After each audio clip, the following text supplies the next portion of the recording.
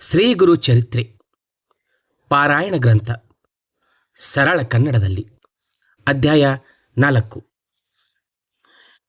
ಶ್ರೀಮನ್ ಮಹಾಗಣಾಧಿಪತಿಯೇ ನಮಃ. ಶ್ರೀ ಸರಸ್ವತೇ ನಮಃ. ಶ್ರೀ ಗುರುಭ್ಯೋ ನಮಃ. ಶಿಷ್ಯನಾದ ನಾಮಧಾರಕನ ವಿನಂತಿಯನ್ನು ಮಾನ್ಯ ಮಾಡಿದ ಸಿದ್ಧಮುನಿಯು ಈ ರೀತಿ ಹೇಳತೊಡಗಿದನು. ಎಲೈ ಶಿಷ್ಯನೇ, ನೀನು ಒಳ್ಳೆಯ ವಿಚಾರಯುಕ್ತ ಪ್ರಶ್ನೆಗಳನ್ನೇ ಕೇಳಿರುವಿ. ನಿನಗೆ ಅತ್ರಿ ಋಷಿಯ ಪೂರ್ವ ಪರಂಪರೆಯನ್ನೆಲ್ಲ ಸೃಷ್ಟಿಯ ಉತ್ಪತ್ತಿ ಮೊದಲು ಮಾಡಿಕೊಂಡು ವಿವರವಾಗಿ ತಿಳಿಸುವೆನು. ಲಕ್ಷ್ಯಗೊಟ್ಟು ಕೇಳು.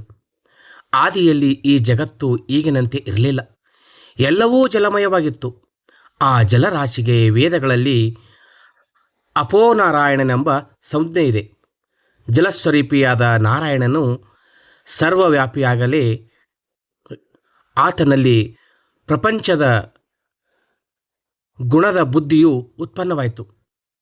ಆಗ ಆತನಿಂದ ಸುವರ್ಣ ಕಾಂತಿಯಿಂದೊಡಗೂಡಿದ ಒಂದು ತತ್ತಿಯು ನಿರ್ಮಾಣವಾಯಿತು.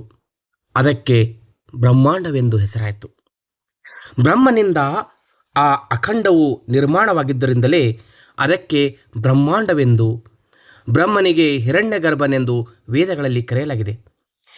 ಎಷ್ಟೋ ಕಾಲ ಗತಿಸಿದ ನಂತರ ಆ ಬ್ರಹ್ಮಾಂಡವು ಒಡೆದು ಇಬ್ಬಾಗವಾಯಿತು.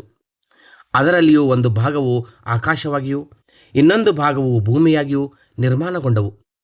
ಈ ಬ್ರಹ್ಮಾಂಡದಿಂದಲೇ ರಜೋಮೂರ್ತಿಯಾದ ಬ್ರಹ್ಮನು ಹುಟ್ಟಿ 14 ಲೋಕಗಳನ್ನು, 10 ದಿಕ್ಕುಗಳನ್ನು, ಮನಸ್ಸು, ಕಾಲ, ಕಾಮ, ಕ್ರೋಧಾದಿಗಳನ್ನು ನಿರ್ಮಿಸಿದನು. ಅಲ್ಲದೆ ಸೃಷ್ಟಿಯನ್ನು ವಿಸ್ತರಿಸುವುದಕ್ಕಾಗಿ ಮರೀಚಿ, ಅತ್ರಿ, ಅಂಗಿರಸ, ಪುಲಸ್ತ, ಪುಲಹ, ಕೃತು ಮತ್ತು ವಶಿಷ್ಠರೆಂಬ 7 ಜನ ಮಾನಸ ಪುತ್ರರನ್ನು ಪಡೆದುಕೊಂಡನು. ನಾಮಧಾರಕನೇ, ಅತ್ರಿ ಋಷಿಯು ಬ್ರಹ್ಮನ ಮನಸ್ಸಿನಿಂದ ಹುಟ್ಟಿದ ಪುತ್ರರಲ್ಲಿ ಒಬ್ಬನಾಗಿದ್ದಾನೆಂದು ನಿನಗೀಗ ಅರ್ಥವಾಗಿರಬೇಕಲ್ವೇ?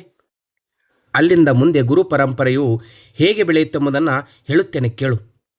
ಈ ಅತ್ರಿ ಋಷಿಗೆ ಅನಸೂಯೆ ಎಂಬ ಹೆಸರಿನ ಓರ್ವ ಪರಮ ಪತಿವ್ರತೆಯಾದ ಹೆಂಡತಿ ಇದ್ದಳು. ಅಲ್ಲದೆ ಅವಳು ಅಪ್ರತಿಮ ಸುಂದರಿಯಾಗಿದ್ದಳು.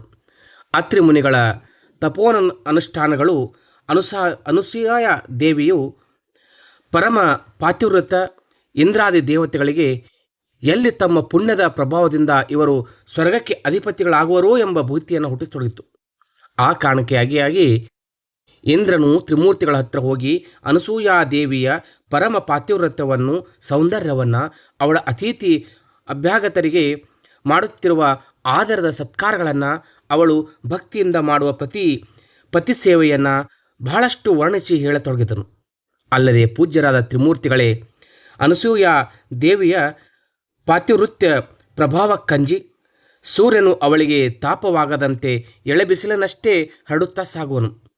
ಅಗ್ನಿಯು ಅವಳ ಪ್ರಭಾವಕ್ಕೆ ಬೆದರಿ ತಂಪಾಗಿ ವರ್ತಿಸುವನು. ವಾಯುದೇವನು ಮಂದವಾಗಿ ಬೀಸುವನು. ಭೂದೇವಿ ಕೂಡ ಅವಳ ಪಾದಗಳಿಗೆ ನೋಗವಾಗಕೂಡದೆಂದು ಮೆತ್ತಗಾಗಿರುವಳು. ತ್ರಿಮೂರ್ತಿಗಳೇ, ಹೆಚ್ಚಿಗೆ ಹೇಳುವುದೇನು? ಆ ಪತಿವ್ರತೆಗೆ ಏನಾದರೂ ವ್ಯತ್ಯಾದರೆ ಅಲ್ಲಿ ಅವಳ ಶಾಪವು ನಮಗೆ ತಟ್ಟುವುದೋ ಎಂಬ ಭಯದಿಂದ ಅಷ್ಟದಿಕ್ಪಾಲಕರೆಲ್ಲರೂ ಭಯಭೀತರಾಗಿದ್ದೇವೆ ಎಂದು ಅವಳನ್ನು ಅತಿಯಾಗಿ ಪ್ರಶಂಸೆ ಮಾಡಲು ಹೇಳಲು ತ್ರಿಮೂರ್ತಿಗಳಿಗೆ ಸಹಿಸಲ ಸಾಧ್ಯವಾದ ಕೋಪ ಬಂದಿತು. ಅವರು ತಮ್ಮೊಳಗೆ ಮಾತಾಡಿಕೊಳ್ಳುತ್ತಾ, ಈಗಾಗಲೇ ಅನಸೂಯೆಯ ಬಳಿಗೆ ಹೋಗಿ ಅವಳ ಪತಿವ್ರತ ಧರ್ಮವನ್ನು ಹೊರಗೆ ಹಚ್ಚೋಣ, ಅವಳ ವೃತವನ್ನು ಭಂಗ ಮಾಡಿ ನರಕಕ್ಕೆ ದೂಡಿಬಿಡೋಣ ಇತ್ಯಾದಿಯಾಗಿ ಪೌರುಷದ ಮಾತುಗಳನ್ನು ಆಡಿಕೊಳ್ಳುತ್ತಾ ಆ ಮೂವರು ಭಿಕ್ಷುಕರ ವೇಷಧಾರಣೆ ಮಾಡಿಕೊಂಡು ಅತ್ರಿ ಮುನಿಗಳ ಆಶ್ರಮಕ್ಕೆ ಬಂದರು. ಅವರು ಬಂದಾಗ ಅತ್ರಿ ಋಷಿಗಳು ಮನೆಯಲ್ಲಿರಲಿಲ್ಲ. ಅನಸೂಯೆ ಒಬ್ಬಳೇ ಇದ್ದಳು. ಇದು ಒಂದು ಒಳ್ಳೆಯದೇ ಆಯಿತು ಅಂದುಕೊಂಡು ಆ ಭಿಕ್ಷುಕ ವೇಷಧಾರಿಗಳಾದಂಥ ತ್ರಿಮೂರ್ತಿಗಳು ಅನಸೂಯೆಯನ್ನು ಕರೆದು, ಸಾಧ್ವಿಮಣಿಯೇ, ನಾವು ಮೂವರು ಬ್ರಾಹ್ಮಣರು ಹಸಿವೆಯಿಂದ ಪೀಡಿತರಾಗಿ ಇಚ್ಛಾಭೋಜನೆಂದು ಮಾಡಬೇಕೆಂಬ ಆಸೆಯಿಂದ ನಿಮ್ಮ ಆಶ್ರಮಕ್ಕೆ ಅತಿಥಿಗಳಾಗಿ ಬಂದಿರುವೆವು.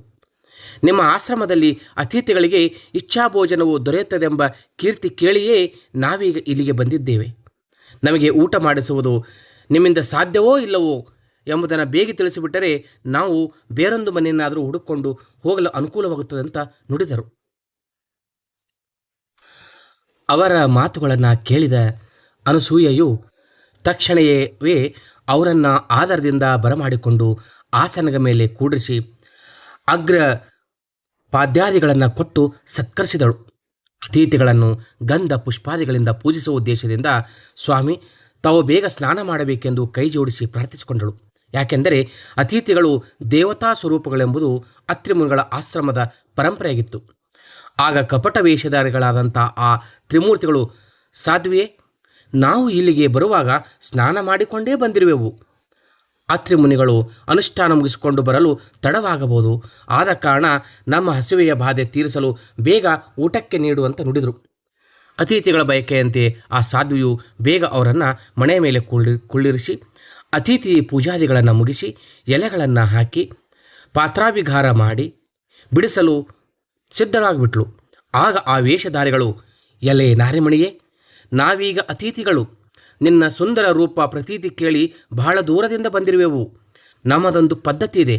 ನಮ್ಮ ಮನೋಬಯಕೆಯಂತೆ ನೀನು ಸಂಪೂರ್ಣ ಬೆತ್ತಲಾಗಿ ನಮ್ಮ ಎಲೆಗಳಲ್ಲಿ ಅನ್ನ ಬಡಿಸಿದರೆ ಮಾತ್ರ ನಾವು ಊಟ ಮಾಡುವೆವು. ಇಲ್ಲವಾದರೆ ಈಗಲೇ ನಮಗೆ ಹೊರಟು ಹೋಗಲು ತಿಳಿಸಿಬಿಡಿ ಅಂತ ಹೇಳಿಬಿಟ್ರು. ಅತಿಥಿಗಳ ಈ ಅನಿರೀಕ್ಷಿತ ಅಪೇಕ್ಷೆ ಕೇಳಿ ಅನಸೂಯೆಯು ವಿಚಾರ ಗೊಂದಲಕ್ಕೆ ಬಿದ್ದಳು. ಈ ವಿಪ್ರೋತ್ತಮರು ಈ ರೀತಿ ಮಾತಾಡಬೇಕಾದ್ರೆ ಇವರಾರು ಅವತಾರಿ ಪುರುಷಗಳೇ ಆಗಿರಬಹುದು. ಬಹುಶಃ ಇವರು ನನ್ನ ಸತ್ವ ಪರೀಕ್ಷೆಗಾಗಿ ಬಂದವರಾಗಿರಬೇಕು. ಬಂದ ಅತಿಥಿಗಳನ್ನು ನಿರಾಶೆಗೊಳಿಸಿ ಕಳಿಸಬೇಕಾದರೆ ತಪೋಹಾನಿ ಆಗಬಹುದು.